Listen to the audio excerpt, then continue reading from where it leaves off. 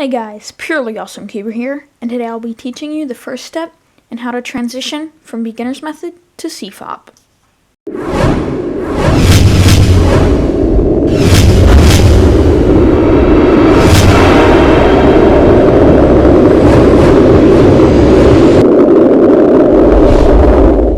So before I get into the tutorial, which today I'll only be doing part 1, I just want to explain a little bit of background information.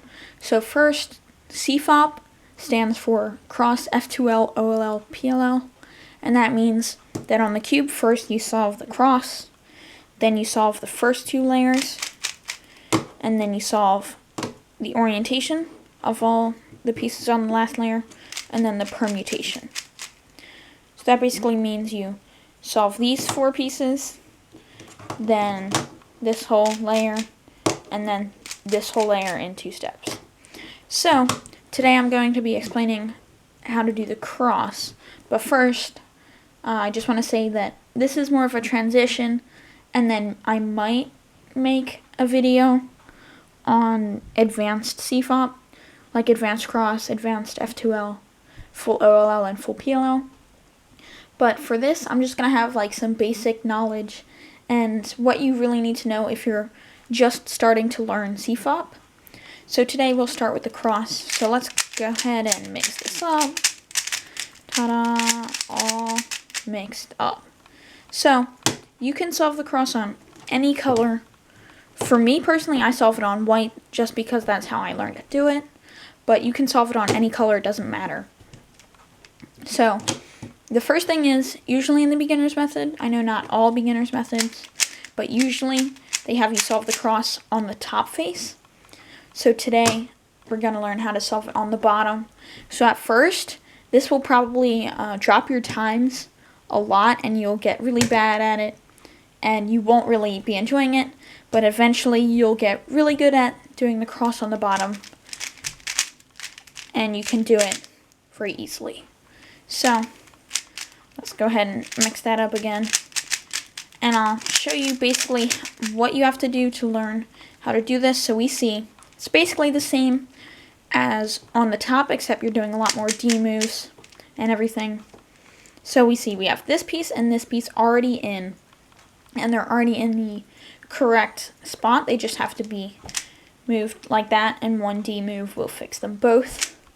And then we see we have this edge and this edge. So what you can do here, first you have to know what your cube's like color scheme is. So for me, I know purple is opposite orange, and then to the right of purple will be green, and then to the left of it will be blue.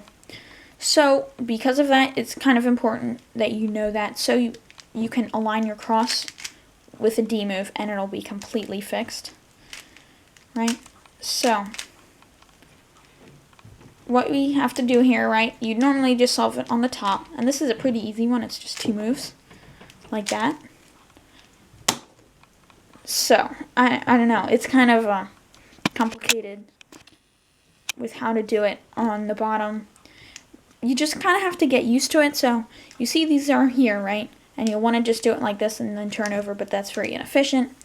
So you have to learn basically how to do it without looking. So if I mix this up and everything, I'm not too good at this. I'm still really getting better at the cross and learning how to do it. But if I have it like this, I know that I can close my eyes and go like this and solve the cross. So that's really what your goal is. So all it really takes is practice. You have to know, 1, your color scheme, 2, just like the orientation of the pieces and everything.